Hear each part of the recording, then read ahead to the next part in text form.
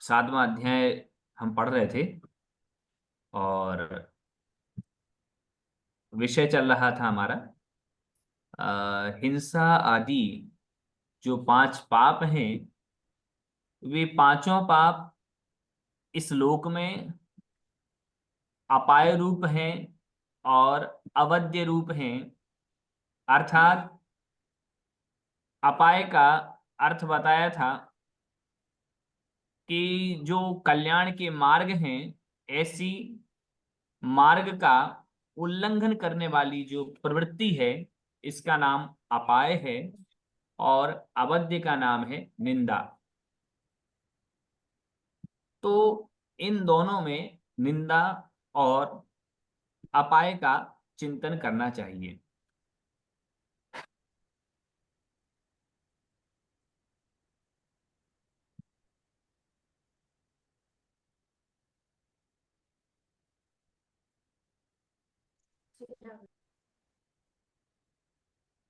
जी, उसके उपरांत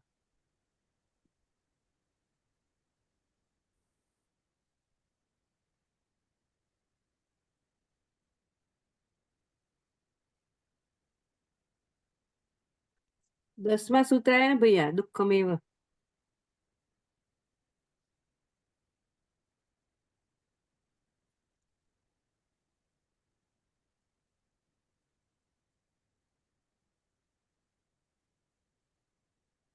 कहा था दुखमेव वा, कि ये दुख रूप ही है। जैसे कहा था अन्नम वै प्राणाः, कि अन्न ही प्राण है। तो जबकि अन्न अलग है, प्राण अलग है, लेकिन अन्न क्या है? प्राण का कारण है। इसी तरह हिंसा आदि जो 5 पाप हैं, वो दुख के कारण होने से दुख रूप ही हैं, ऐसा कह दिया गया है। उसके उपरांत कहा था मैत्री प्रमोद कारुण्य माध्यस्थ्यानि च सत्वगुणाधिक क्लिश्यमाना विनयेषु। अर्थात मैत्री प्रमोद कारुण्य और माध्यस्थ, ये चारों भाव क्रमशः जो सभी जीव हैं उनके प्रति मैत्री का भाव, जो गुणों में अधिक है उनमें प्रमोद का भाव, जो क्लिश्यमान जीव हैं उनमें कारुण्य का भाव, और जो विनेय है अर्थात अविनेय है, विनय के योग्य नहीं है, ऐसे व्यक्तियों में माध्यस्थ का भाव अर्थात न राग का भाव और न द्वेष का भाव, ऐसा सम्यक दृष्टि प्राणी को करना चाहिए। उसके उपरांत अब क्या और भावना करे? तो देखिए, व्रतों की सार्थकता को कहते हैं।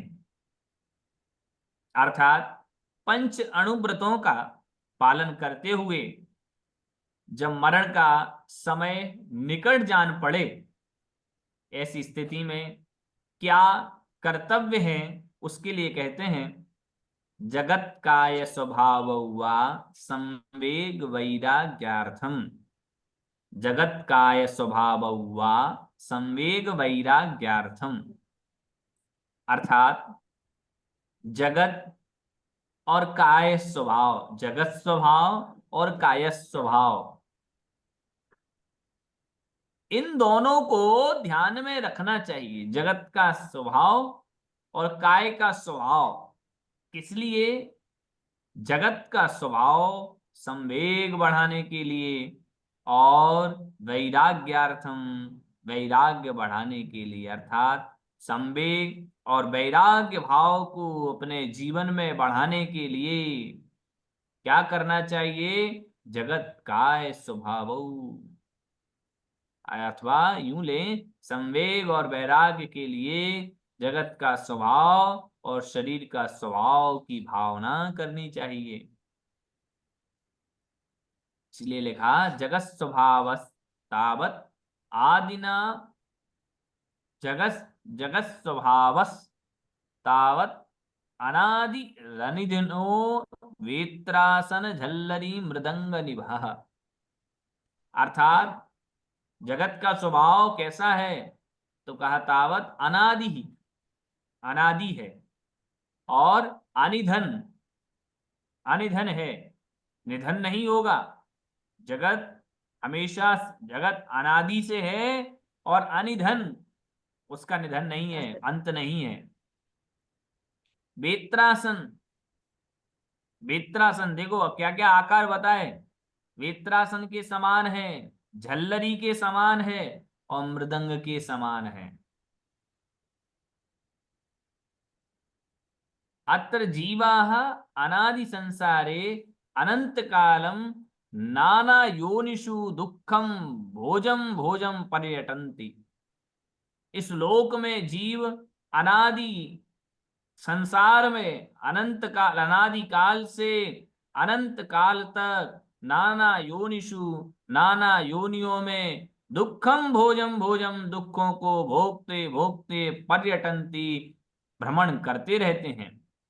नाचात्र किंचन नियतम अस्ति, यहां पर कुछ भी नियत नहीं है, कुछ भी निश्चित नहीं है। जल बुद्ध बुदोपमम जीवितम, जल के बुद्ध बुद्ध के समान ही यहाँ पर जीवन है। विद्युन मेघादि विकार चपला भोग संपदा इति, और भोगों की जो संपदा दिख रही है वो विद्युन, अर्थात बिजली और मेघ आदि के विकारों के समान ही चपल है।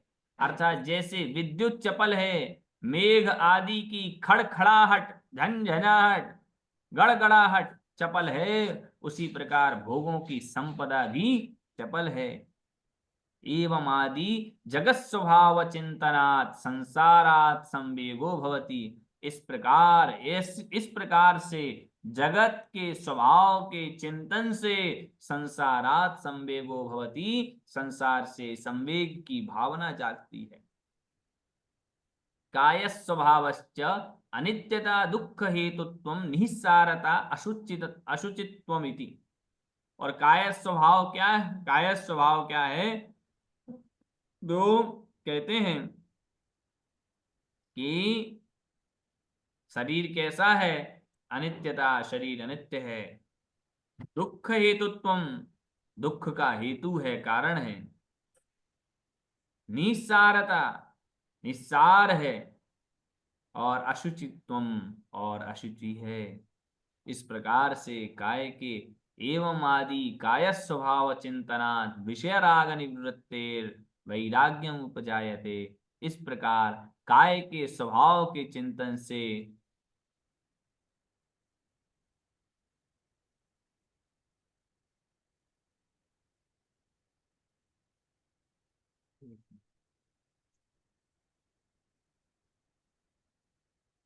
फाइल दिख रही है आप,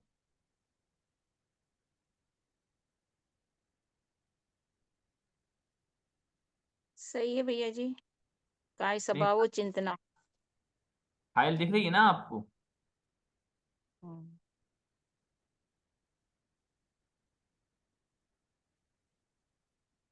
पिछले साल ये वाली सर्वार्थ सिद्धि की किताब ही है।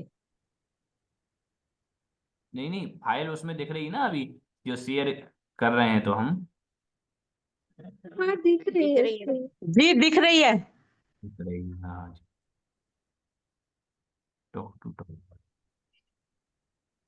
दिख रही है भैया जी। दिख रही है, वो बड़ी नहीं होती है, छोटी है बड़ी। छोटी बड़ी भी छोटी। होगी ना, ये हो गई ना बड़ी। ओके बड़ी भी हो रही है, हाँ हो साइड गई से हो गई करी। हो गई हो गई बड़ी हो रही है। हो गई हो गई। इस प्रकार से काय के स्वभाव के चिंतन से विषय राग निवृत्तेर, विषयों ये की वाली है। से राग की निवृत्ति होने से वैराग्यम उपजायते, वैराग्य उत्पन्न होता है। इति जगत काय स्वभाव, इस प्रकार जगत और काय के स्वभाव की भावयितव्यौ, अर्थात भावना करनी चाहिए। वाणी। अत्राह, यहाँ पर कहते हैं उक्तम भवता हिंसादि निर्वृत्तिर्व्रतम इति। यहाँ पर आपने कहा, क्या कहा? हिंसादि निर्वृत्ति, हिंसा आदि 5 पापों से निर्वृत्ति को आपने व्रत कहा। आगे कहा ना, हिंसा या ब्रह्म परिग्रहीभ्यो विरतिर्व्रतम। तो इस प्रकार से हिंसा आदि 5 पापों से निर्वृत्ति को आपने व्रत कहा। तत्र न जानीमः के हिंसादयः क्रिया विशेषः इत्यत्र उच्यते। लेकिन हिंसा आदि क्या है ये तो बताया नहीं है। आपने हिंसा आदि 5 पापों से निवृत्ति का कथन किया, लेकिन के हिंसादयः क्रिया विशेषाः, हिंसा आदि क्रिया विशेष क्या है ये तो बताया नहीं। इत्यत्र उच्यते, इस विषय में कहते हैं। युगपद वक्तुम अशक्यत्वात् तल्लक्षण निर्देशस्य क्रम प्रसंगे यासा वादौ चोदिता सैव तावद उच्यते। युगपद वक्तुम अशक्यत्वात्, अर्थात एक साथ बोलने में ये अशक्य हैं, बोल नहीं सकते, एक साथ सबके लक्षण नहीं, इसलिए प्रत्येक के लक्षण के निर्देशस्य, निर्देश करते हुए क्रम के प्रसंग से, या असौ आसौ आदौ, और जिसको आदि में जिसको कहा था, सा एव तावद उच्यते, उसको ही सबसे पहले कहा जाता है। अर्थात सबसे पहले हिंसा का नाम लिया था, तो हिंसा क्या है इसके विषय में कहते हैं। प्रमत्त योगात् प्राण विपरूपणम हिंसा, प्रमत्त योगात् प्राण विपरूपणम हिंसा। प्रमत्त, भैया जी जय जिनेन्द्र, जी जय जिनेन्द्र। ये जो संसार का स्वरूप बताया वेत्रासन, झल्लर और मृदंग के समान, तो उसको क्या लेंगे, मतलब उसको जो उपमा दी है उसको किस प्रकार समझे? मृदंग के समान अर्थात कहा है ना, लोक का जो आकार है, अच्छा, हाँ 14 मतलब राज, हाँ तीनों लोगों का। हाँ हाँ हाँ। जी जी। प्रमत्त योग अर्थात प्रमाद के योग से प्राण व्यपरोपणम, प्राणों का व्यपरोपण कर देना, प्राणों को आनंद। जी झल्लर मतलब झल्लर के समान मतलब क्या पूछ रही हैं? मृदंग तो समझ में आ गया, पर वो झल्लर का मतलब? मध्य झल्लर लोक, एक वाद्य यंत्र है। अच्छा, मध्य लोक झल्लरी के समान है, हाँ तो उसको आप झालर देख के समान लीजिएगा, है। हाँ सर्च कर लीजिए, वो आपको झल्लर ही बना हुआ आ जाएगा। हाँ ठीक। हम्म, तो प्रमाद के योग से प्राणों का व्यपरोपण कर देना हिंसा है। व्यपरोपण अर्थात हटा, प्राणों से वियोग करना, प्राणों का वियोग कर देना, ये व्यपरोपण है। लेकिन क्या विशेषण लगाया? प्रमत्त योगात्, प्रमाद के योग से, प्रमाद के योग से अर्थात असावधानी वश कुशलेष्वनादरो प्रमादः, कुशल में अनादर का भाव रखना, इसका नाम ही प्रमाद है। असावधानी का नाम प्रमाद है। देख करके चलने पर किसी जीव का हनन हो जाए तो पाप नहीं, लेकिन बिना देख करके चल रहे हैं और किसी जीव का हनन ना हो तो भी पाप है, क्योंकि प्रमाद का योग है। तो प्रमाद का योग हिंसा में कारण है, प्रमाद का योग 5 पापों में कारण है, 5 पापों का कारण है प्रमाद का योग, असावधानी। अब कोई कहे इसका मतलब है कि प्रमाद का योग नहीं है तो जीवों को मारते जावें। अरे भैया, प्रमाद का योग होगा, प्रमाद का योग नहीं होगा तो हमारे भीतर जीवों को मारने की भावना नहीं आएगी। तो ये प्रमाद का योग, इसी प्रमाद के योग को हटाना है। तो प्रमादः सकाशायत्वं तद्वान आत्म परिणामः प्रमत्तः, परिभाषा दी प्रमाद की कि प्रमादः मतलब सकषायत्वम, कषाय से सहित अवस्था जो है उसका नाम प्रमाद है, अथवा तद्वान आत्म परिणाम, उससे युक्त जो आत्मा का परिणाम है, अर्थात प्रमाद से युक्त जो आत्मा का परिणाम है, उस परिणाम का नाम ही प्रमत्तः प्रमाद कहलाता है।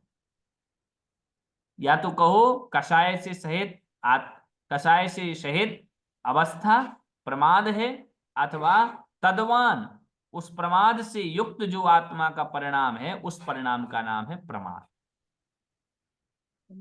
और प्रमत्तस्य योगः, प्रमत्त योगः, प्रमाद का योग ही प्रमाद।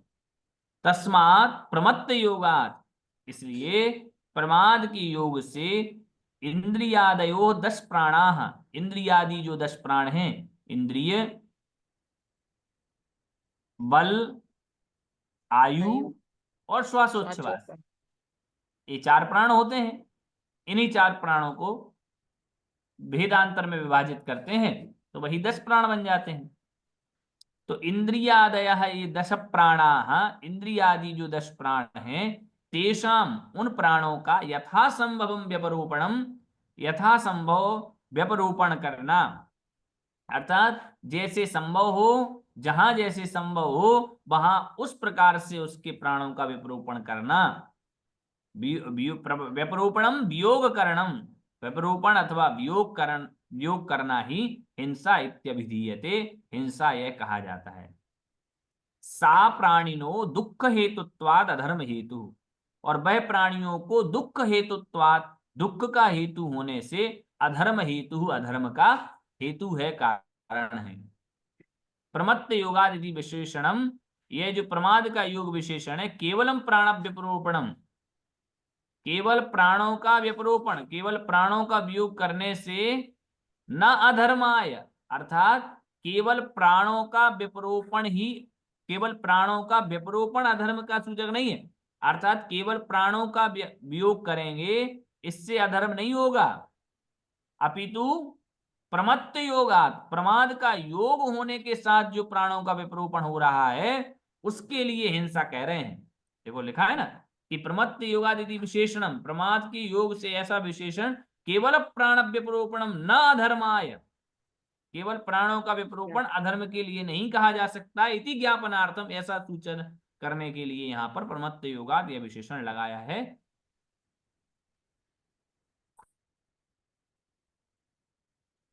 तो उक्तंच, और आगे प्रमाण भी देते हैं ग्रंथों के, उक्तंच की वियोजयति चा असुभिर्न वधेन संयुज्यते इत्यादि में कहलाता है कि प्राणों का वियोजयति चा अशुभि, अर्थात अशुभि प्राणों से वियोग कर देने पर भी वधेन न संयुज्यते, यह प्राणी वध से संयुक्त नहीं होता, हिंसा आदि से संयुक्त नहीं होता प्राणों का वियोग हो जाने पर भी। तो क्यों नहीं होता, तो उसका कारण वही देंगे कि उसमें प्रमाद का योग नहीं लगा है, इस कारण से। और भी आगे वो बताएंगे कि उच्चालिदम्मि पादे इरिया समिदस्य डिंगम अट्ठाणे आवादेज कुलिंगो मरेज तज्जो गमासेज नहीं तन्निमित्तो बंधो सुमो विदेशी दो समये मुच्छा परिगहोत्तीय अज्झप्पमाण दो भणी दो, अर्थात यही समझिए कि ईरिया समिति से साधु युक्त रहता है। देखो हिंदी में लिखा भी है कि ईरिया समिति से युक्त साधु के अपने पैर के उठाने पर, चलने के स्थान में यदि कोई शुद्र प्राणी उनके पैर से दब जाए और उसके संबंध से मर जाए तो भी उस निमित्त से थोड़ा भी बंध आगम में नहीं कहा है, क्योंकि जैसे अध्यात्म दृष्टि से मूर्छा को ही परिग्रह कहा है, वैसे यहां भी रागादि परिणाम को हिंसा कहा है।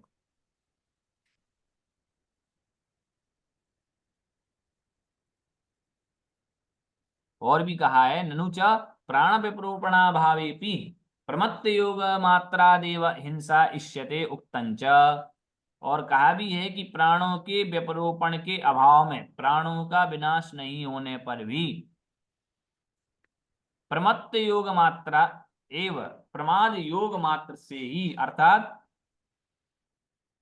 भले ही प्राणों का वियोग ना हो लेकिन प्रमाद का योग है तो हिंसा है। अभी गया है मरदुवा जियदोवा जीवो अयदाचार निच्छिदा हिंसा पयदस्ति बंदो हिंसा मित्रेण समिदस्स, अर्थात जीव चाहे मरे चाहे जिए लेकिन अयदाचार से यत्न अयतनाचार से, यत्नाचार से अगर रहित हो गया व्यक्ति तो नियम से उसकी हिंसा है। लेकिन यदि नहीं है, उसकी यत्नाचार से रहित नहीं है, तो उसकी हिंसा भी नहीं होगी। और पैदस्य अनतिबंधो, और जो यत्नाचार पूर्वक कार्य करता है, उसकी हिंसा हो जाने पर भी उसे बंध नहीं होता।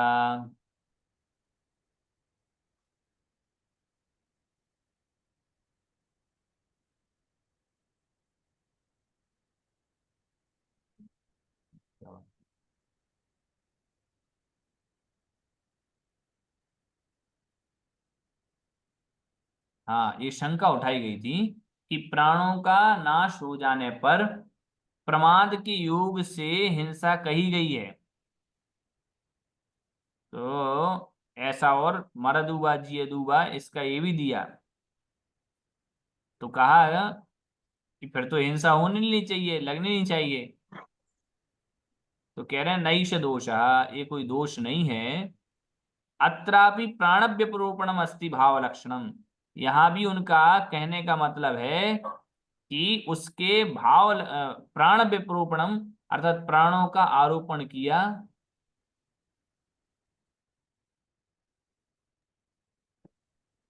प्राणों का व्यपरोपण जो किया है वो भाव प्राणों के नाश का ही है। और कहा भी गया है कि प्रमाद से जो युक्त आत्मा है स्वयमेव आत्मना आत्मानम हिनस्ति, आत्मा प्रमादवान अर्थात प्रमाद से जो युक्त है, प्रमादवान जो जीव है, वह पहले स्वयमेव आत्मना स्वयं ही आत्मा के द्वारा आत्मा को हिनस्ति मारता है। अर्थात जो व्यक्ति प्रमाद से युक्त होता है वो पहले स्वयं ही आत्मा का घात करता है।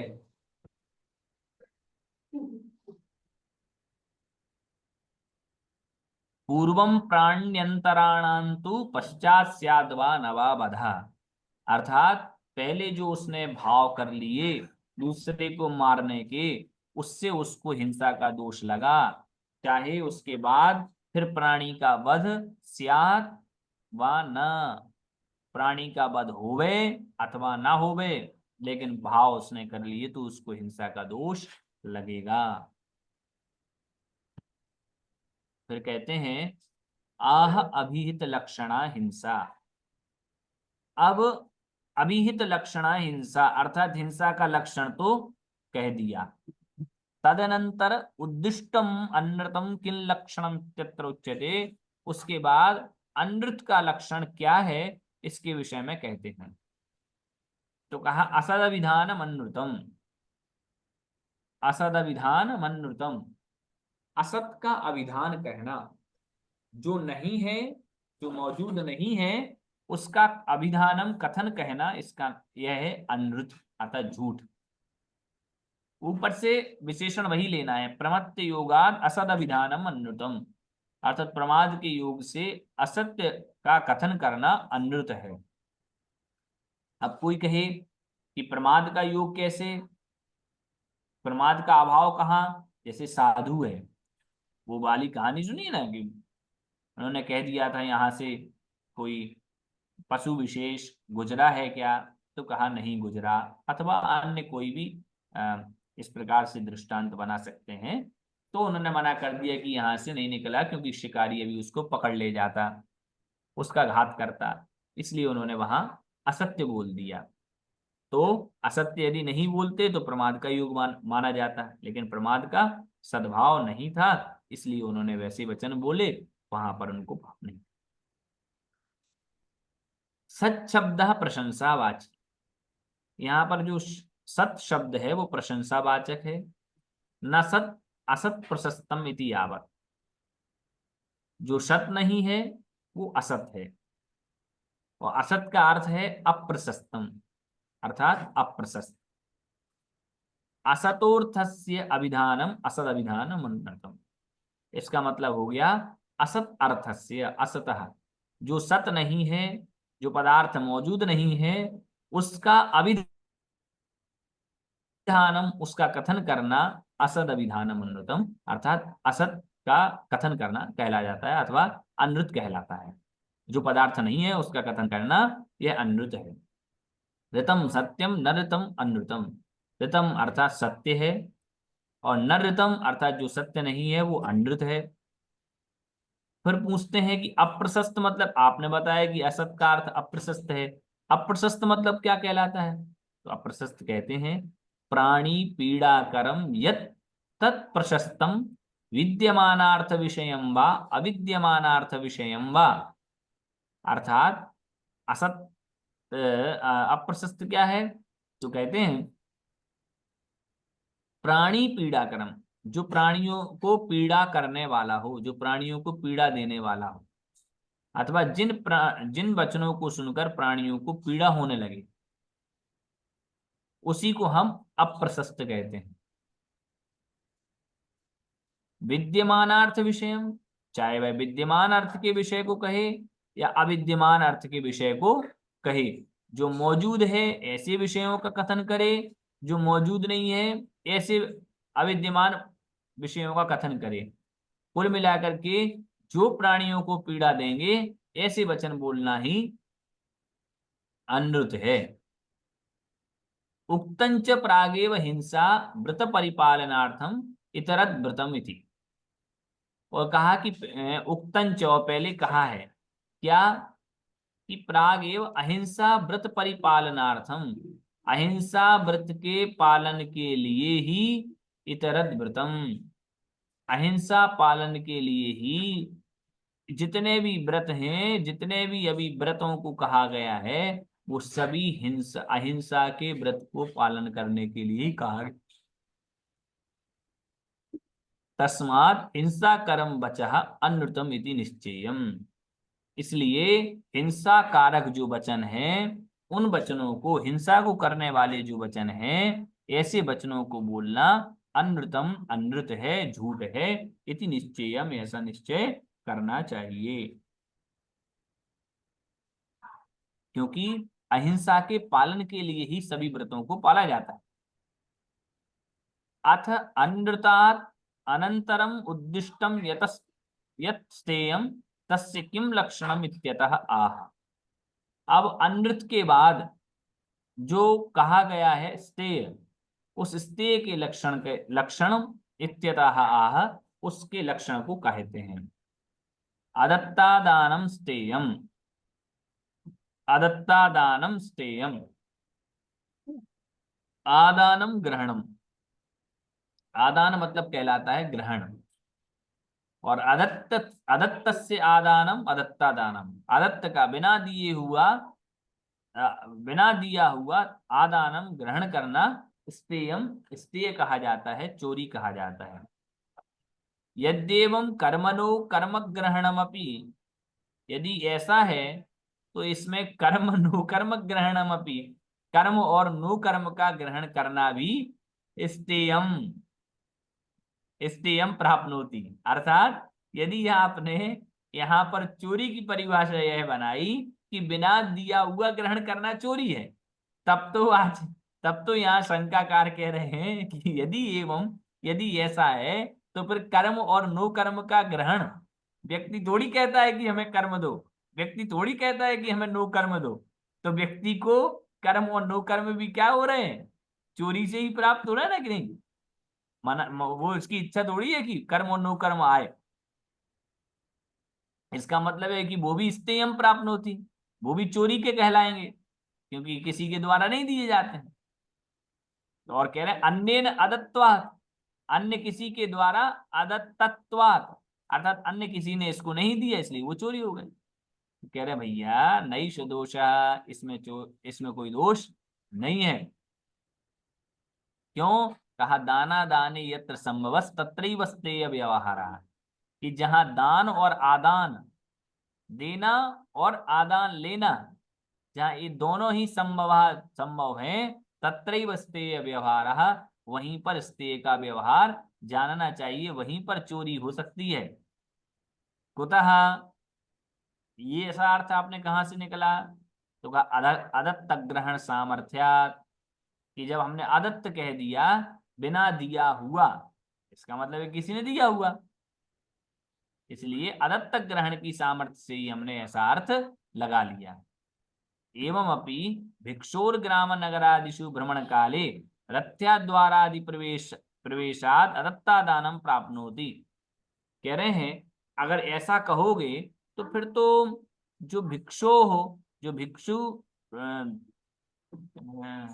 भिक्षुक रहते हैं, भिखारी लोग रहते हैं, वो ग्राम नगरादिषु गांव नगर आदि में भ्रमण काले भ्रमण करते हुए रथ्याद्वारादि प्रवेशात अर्थात वे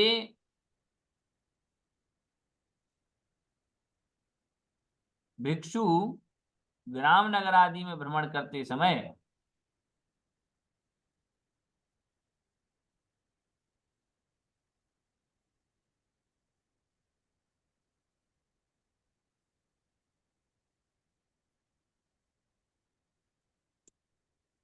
हाँ, कि भिक्षु जो प्रवेश करता है गांव में नगर आदि में तो वो बिना पूछे ही प्रवेश करता है भ्रमण के काल में है। और रथ्या द्वारादि प्रवेशात अर्थात दरवाजे में द्वार आदि के प्रवेश में उन सब में ही वो अदत्ता दानम प्राप्त होती, बिना दी हुई वस्तु को ही ग्रहण कर लेता है। तब तो वह भी चोरी हुई क्योंकि बिना दिए हुए ग्रहण कर रहा है। उत्तर दे रहे हैं नैष दोषः, इसमें कोई दोष नहीं है। क्यों दोष नहीं है? तो का सामान्येन मुक्तत्वात्, क्योंकि हाँ वो कह रहे थे कि गली में कचरा डला है, कूड़ा डला है, वो सब भी उठाएंगे तो भी दोष होगा। तो वो कह रहे हैं नहीं, दोष नहीं होगा क्योंकि गली है, दरवाजा है, ये मुक्तत्वात् अर्थात सामान्य रूप से मुक्तत्वात् खुले हुए होते हैं, अर्थात कोई भी आ सकता है ना। अपन कह रहे हैं यहाँ यही प्रश्न है कि जो भिक्षु है अथवा हम आप हैं वो सब दरवाजा आदि को खोलते हैं तो इत्यादि में भी तो बिना दी हुई वस्तु का ग्रहण कर रहे हैं, तब तो उसमें भी दो चोरी प्राप्त होनी चाहिए। तो उत्तर देंगे नहीं भैया, क्यों? क्योंकि ये सामान्य रूप से सबके लिए खुले हुए ही होते हैं। और किसी का अगर सोना पड़ा हुआ है तो फिर तो उसके लिए भी वही है, हमें कहते हैं कि वो पड़ी हुई वस्तु नहीं उठाना, सोना पड़ा हुआ किसका है पता नहीं, हमने उठा लिया तो उसमें तो हमें दोष लगेगा। पर ये तो मुक्त वस्तु हो गई क्योंकि ये तो पड़ी हुई है रोड पे, तो कचरा और सोने के लिए फिर सेम चीज। हाँ हाँ, नहीं सामान्य रूप से एक जो गेट हैं, दरवाजे हैं, गलियां हैं, एक जैसे मान लीजिए गली में आप जा रहे हैं फिर तो गली में भी चोरी का दोष लग जाएगा। मोहल्ले में जा रहे हैं किसी में, वहां भी चोरी का दोष लग जाएगा। तो कह रहे नहीं भैया, वहां चोरी का दोष इसलिए नहीं आएगा क्योंकि वो सामान्य रूप से मुक्त हैं, सभी के लिए हैं, सभी के आने जाने का प्रवेश। उसमें तो लग रहा है, मगर जैसे किसी का सोना पड़ा हुआ है, जैसे कि कोई जा रहे थे, उनका जो उन्हें मंदिर में दान देना था तो उनका वो पैसे गिर गए थे रास्ते में, तो वो किसी ने उठा लिए, मंदिर वालों ने ही, और फिर मंदिर में ही दे दिए, उन्हें पता नहीं था। पर क्योंकि वो एक मूल्यवान वस्तु है तो उसके लिए अगर हम उठाते हैं तो हमारे हिसाब से तो चोरी का दोष उसमें लगना चाहिए, भले वो रोड पे डला हुआ था। देखिए, और चाहे मूल्यवान वस्तु हो और चाहे निर्मूल्य वस्तु हो, चोरी का दोष तो चोरी का है। लेकिन अब जैसे उसमें तो दोष लगेगा क्योंकि वो तो लेने देने की वस्तु है ना। अब लेकिन हाँ हाँ गली दरवाजे लेने की देने की वस्तु नहीं है, हाँ, ठीक ठीक है ना। अपन ने ऊपर एक, लक्षण पढ़ा था कि जो लेने और देने की वस्तु है, जहाँ देना और लेना संभव है वहां स्टे का व्यवहार होगा, ठीक ठीक। हाँ है ना। ऐसे ही फिर कह रहे तथा ही अयम भिक्षु पिहित द्वारादिषु न प्रविशति अमुक्तत्वात्। लेकिन जो भिक्षु होता है वो पिहित द्वार अर्थात ढके हुए द्वार, लगे हुए किवाड़, जहाँ किवाड़ आदि लगे हैं उनमें वह प्रवेश नहीं करता। क्यों नहीं करता? अमुक्तत्वात्, क्योंकि वह सबके लिए मुक्त नहीं है। हमारा दरवाजा है, बंद है, अब वो प्रवेश नहीं करेगा क्योंकि वह उस सबके लिए नहीं खुले वो। अथवा प्रमत्त योगादित्यनुवर्तते, प्रमाद की योग की यहाँ पर भी अनुवृत्ति हो जाएगी कि प्रमाद के योग से वस्तुओं को नहीं उठाना, प्रमाद के योग से किसी वस्तु का, बिना दी हुई वस्तु का ग्रहण नहीं करना। अब जैसे प्रमाद का योग हो जाता है कैसे? मान लीजिए हमारी और आपकी कोई वस्तु रखी हुई है, लेकिन हमारा भाई है, हमारी माता जी हैं, अथवा कोई मित्र हैं, पूछ ही नहीं रहे हैं, बिना पूछे भी उठा ली, या फिर कभी कोई बाहर चले गए, हमने किसी की वस्तु का उपयोग कर लिया, पूछा ही नहीं उनसे, तो ये हमने प्रमाद का योग कर लेते हैं हम। अरे क्या पूछना है, थोड़ी मना थोड़ी करेंगे वो, हाँ अरे ले लो थोड़ी कुछ मना करेंगे, यहाँ प्रमाद का योग हो जाता है। तो यहाँ हमें पूछना जरूर चाहिए।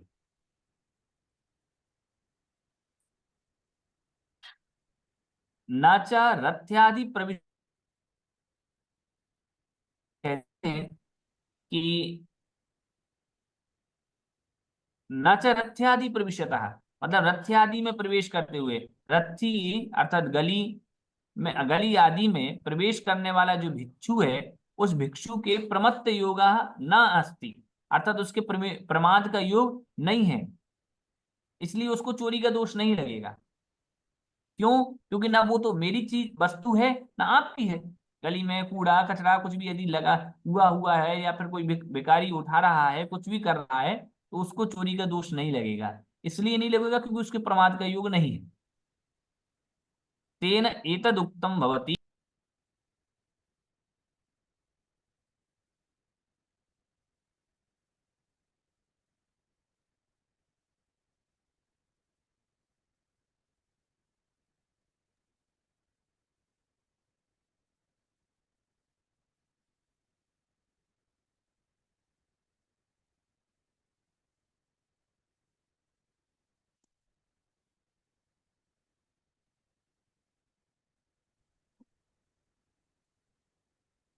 आवाज आ रही है? अब आई भैया, अभी आज चलिए। ठीक है ठीक है। तो स्क्रीन भी चल रही अथवा प्रमत्त योगादित्यनुवर्तते, प्रमत्त योगाद अदत्ता दानम यत् तत् स्तेयम इत्युच्यते, प्रमाद के योग से बिना दी हुई वस्तुओं को जो ग्रहण कर लेना है, उसको स्तेयम इत्युच्यते, उसको स्तेय कहा जाता है। न च रथ्यादि प्रविष्यता प्रमत्त योगोस्तु तेन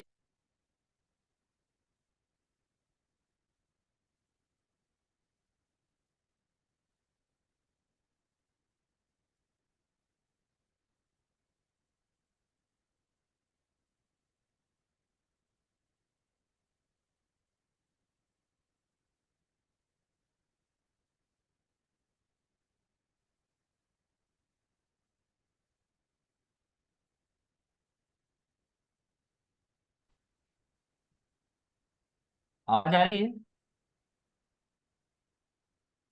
हाँ, अब आ रही है, बीच बीच में कट गई थी।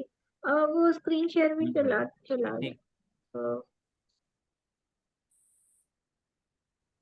पीडीएफ। तेन एतद उक्तम भवति, इससे यह संक्लेश परिणामेन प्रवृत्ति ही, जहां संक्लेश परिणाम होती है, तत्र स्तेयम भवति, वहां पर स्तेय होता है, वहां चोरी होती है। लेकिन बाह्य वस्तुनो ग्रहणे च अग्रहणे च, चाहे फिर वह बाह्य वस्तु का ग्रहण हो और अग्रहणे, भैया जी पेज में स्क्रीन पे कर दीजिए।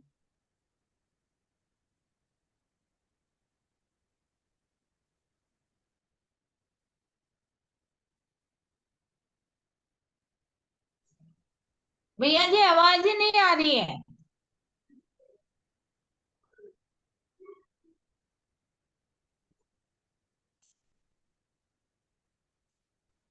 नेटवर्क की थोड़ी सी समस्या होगी, इसलिए नहीं आ रही होगी।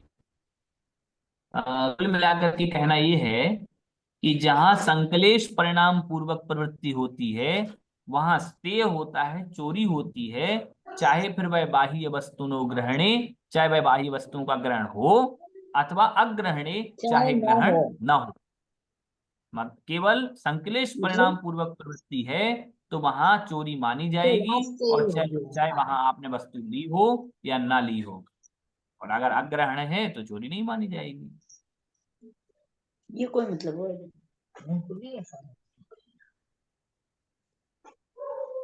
संकलेश भैया जी जय प्रवृत्ति। जी। जय जिनेन्द्र बोलिए। भैया जी ये पूछना था कि आपने कहा ना जो ग्रहण मतलब वस्तु जो ग्रैंड अपने यूज की है वो तो मतलब उसमें चोरी का दोष लगेगा, और हमने उसको चोरी मतलब आपने ना जो अपने मतलब यूज मतलब जैसे कचरा है, एक मतलब भिखारी के लिए कचरा यूज वो उठा रहा है तो उसको चोरी का दोष नहीं लग रहा। क्योंकि देखो जो चीजें मुक्त है ना, जो चीज आप भी ले सकते हैं, हम भी ले सकते हैं, सब ले सकते हैं, ऐसी वस्तु में चोरी नहीं लगेगी। अच्छा अच्छा। जैसे स्कूल की टेबल है, स्कूल की टेबल पर अधिकार किसका है? प्रत्येक छात्र सबका का। सबका प्रत्येक हाँ, टेबल प्रत्येक पर छात्र प्रत्येक छात्र प्रत्येक। का है। अब वह छात्र किसी भी टेबल पर बैठ जावे, किसी भी कुर्सी पर बैठ जावे, उसको चोरी का दोष नहीं लगेगा, क्योंकि ये मुक्त है। अच्छा अच्छा। भैया जी लेकिन घर में जहां ऐसे मेंबर यूज करते हैं सारी वस्तुएं, तो उनको भी आपस में चोरी का दोष नहीं लगेगा ऐसे घर? चोरी का दोष नहीं लगेगा। अच्छा जी भैया जी।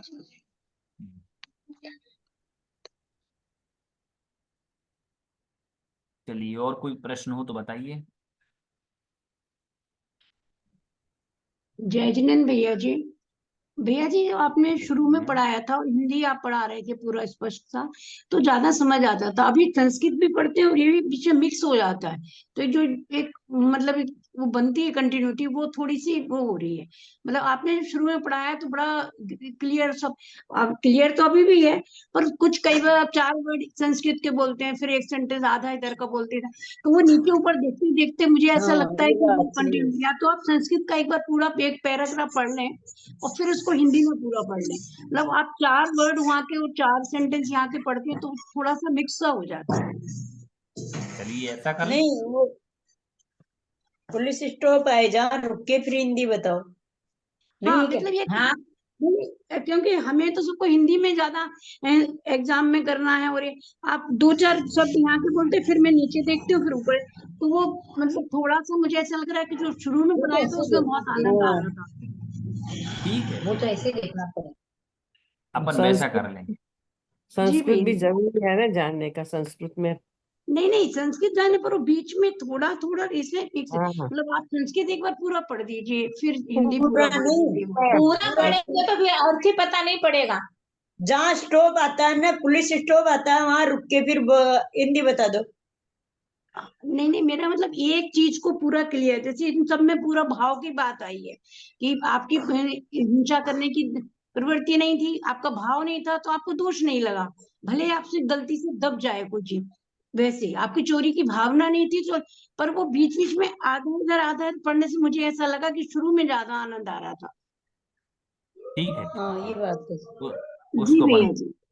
जी भैया। भैया जी शुरू जैसा ही पढ़ा दो, वो ठीक था।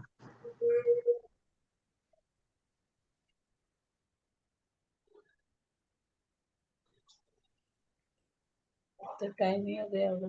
ये ऑनलाइन भी होता है सूट वगैरह पूरा पैराग्राफ पढ़ने में तो जो शब्द ही समझ में नहीं आएंगे, वो तो जहाँ हाँ फुल स्टॉप होता है उसके बाद ही अर्थ समझा जाए।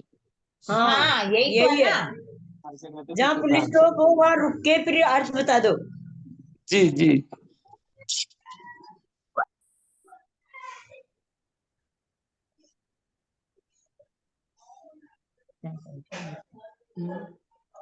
ये देखो ना, ये नेट पर जा समस्या समझे। बहुत ज्यादा हो रही है, भैया इसलिए जी मैं भैया आपको। जी भैया जी थोड़ा ये जल्दी जल्दी पढ़ाओ, फिर और ग्रंथ भी तो है। ठीक वो है, आलाप पद्धति कौन पढ़ाने वाले हैं? आलाप प्रमाद पद्धति के योग से या संश्लेष परिणाम के साथ प्रवृत्ति होती है वो से। भैया जी संश्लेष परिणाम में नीचे की लाइन में है, इसका समझ में नहीं आया। चाहे संश्लेष परिणाम कहें चाहे प्रमाद का योग कहें, अच्छा एक ही बात है। ठीक ठीक, बिल्कुल एक ही बात। ठीक है भैया जी भैया 4 जी। ग्रंथ पढ़ने हैं आपके बारे में। हाँ हाँ, करेंगे करेंगे, चिंता ना करें, सब याद भी होगा। तो करना है, फिर याद भी दो तो करना दो सुनिए, 2 ग्रंथ आपको पढ़ाए जाएंगे, केवल सर्वार्थ सिद्धि जी और आलाप पद्धति जी। हाँ उसके और अलावा भैया जो जी आपका एक, दूसरे, और उनका थोड़ा शॉर्ट फॉर्म में बता दीजिए। हाँ उसको शॉर्ट में बता दिया जाएगा, चिंता ना करें, निश्चिंत रहें, 4 महीने अपने पास हैं, उनसे अपन चिंता नहीं पूरा है भैया कोर्स जी, करेंगे। आप पढ़ाओगे, चिंता क्या करनी है। हाँ निश्चिंत रहें, सब होगा कार्य। आलाप बोधि पद्धति। समाधि जय जिनेंद्र भैया जी, परिणाम शुद्धि स्वात्मोपलब्धि आपकी यात्रा शुभ रही। शिव सौख्य सिद्धि चिन्तामणिं चिन्तितवस्तुदाने त्वां वन्दे मानस्य ममास्तु देवी।